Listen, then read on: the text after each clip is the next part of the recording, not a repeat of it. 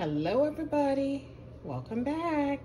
It has been quite a while. This mama has been busy. I have taken some time off of YouTube because I did notice that, I basically started YouTube like a year ago and I have given it my all, and yeah, I deserved a break. So I am back with a really quick recipe. I had somebody ask me what bowl or saucepan I use to avoid getting rice burned on the bottom. So as you already know, I have a pan that I use for my jollof rice. It comes out perfect every single time. But sometimes I also use this pan, and I got this off of Sweet Agile's Amazon list. I absolutely love this pan. If you cook rice in it, it literally comes out of the pan. It doesn't burn.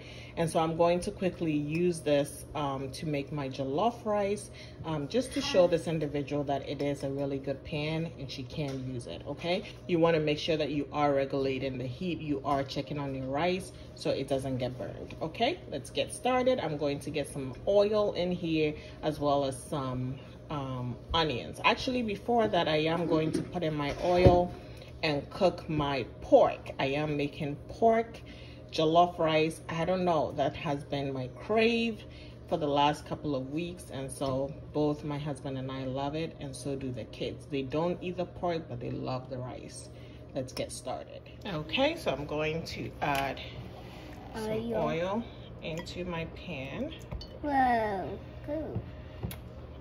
I don't need a lot because I don't want my jollof to be oily. Oh, okay. Whoa. Jaden, go back. And I'm going to add in my pork. It is frozen, so I usually add it in before the oil heats up, just so it can heat up with the oil. Okay, we'll get that going for a little bit. I'm going to go ahead and blend my tomatoes.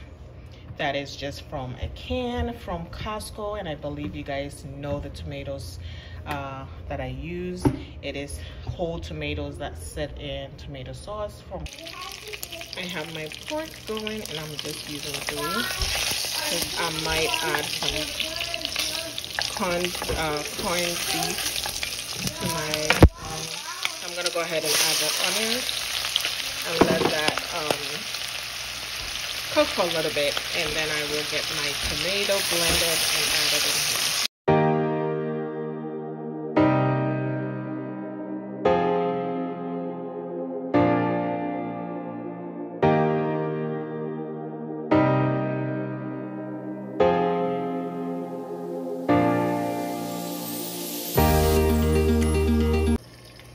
Okay.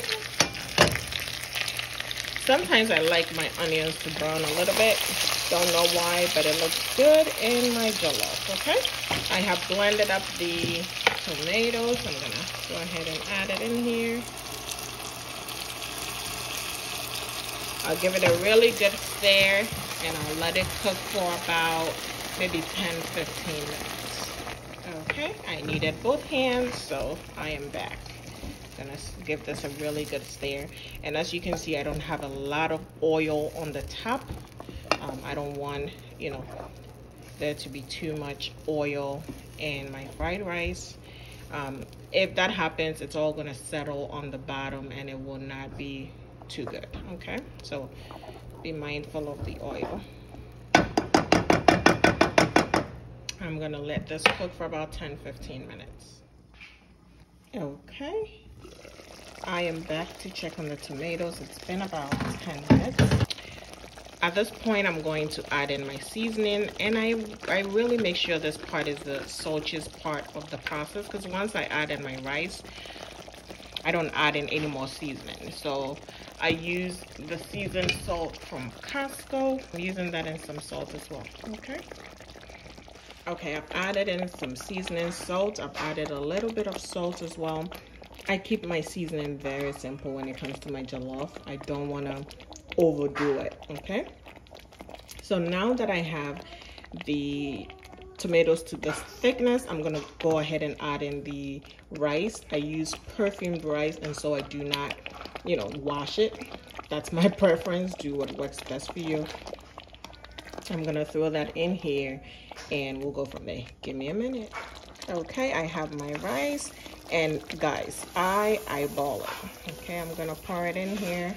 I'm gonna give it a stir and see how much of the tomatoes I have around it, because I'm going to cook my rice in the tomatoes. I do not add water at all.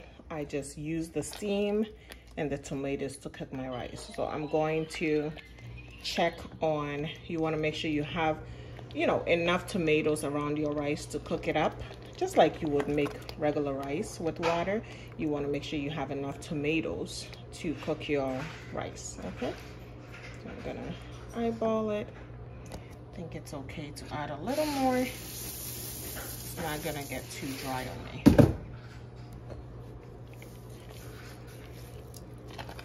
Okay, I have enough rice in here, as you can see. And at this point, I'm going to completely lower the heat because I'm just gonna cook this with the steam. And yeah, you don't need a lot of heat at this point. Just cover it up. Don't go crazy stirring it up. Cover it up and let it do its job. When it's cooked, it's just like regular rice. You will know when it's cooked, okay? And I'm just making a little bit because I really just want to show this person how amazing this pan is. At this point, nothing is stuck on the bottom. You see that? Not even the sauce. So we're gonna keep going and I'll show you guys how easy it is to get the rice out. But make sure you lower the heat. It's important. Okay, I'm gonna go ahead and stir my rice. It's been cooking for about 10-15 minutes. So look at that. Look at the bottom of the pan. It is still not burning. That is the beauty of this pan. So I'm just gonna give this a really good stir. And again, it's been about 10-15 minutes. I made this really little because it's just for the kids. It's just a meal for the day. But more importantly, to show how amazing this pan is if you want to use that for jollof. So at this point, I am going to add my foil, my aluminum foil, so it traps the steam in there, and that is going to cook the rest of the rice. What's wrong, Mia? What's wrong? So just look at how juicy and amazing that looks. I'm gonna go ahead and cover it up, and that will trap the steam, which will cook my rice, okay? So I'll close this up. I'll tidy this up a little bit, and we'll let this cook. Make sure you keep an eye on it because you do not want the bottom to burn, so, okay. Okay, checking it on the rice. As you can see, it is cooking. I'm gonna give it a really good stir. I need both hands. So let me show you this.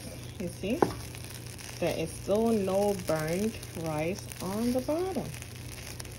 There's a little bit of hard ends here, but it comes right out of the pan. That's how good this pan is. I love it.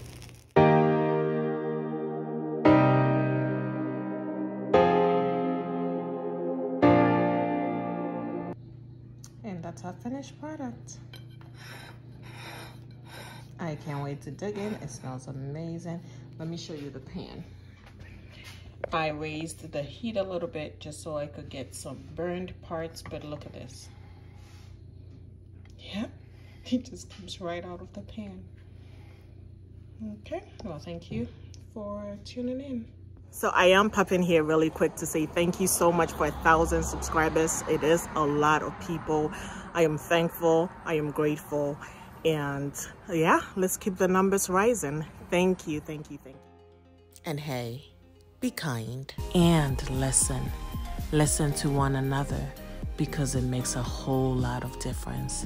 You be safe out there.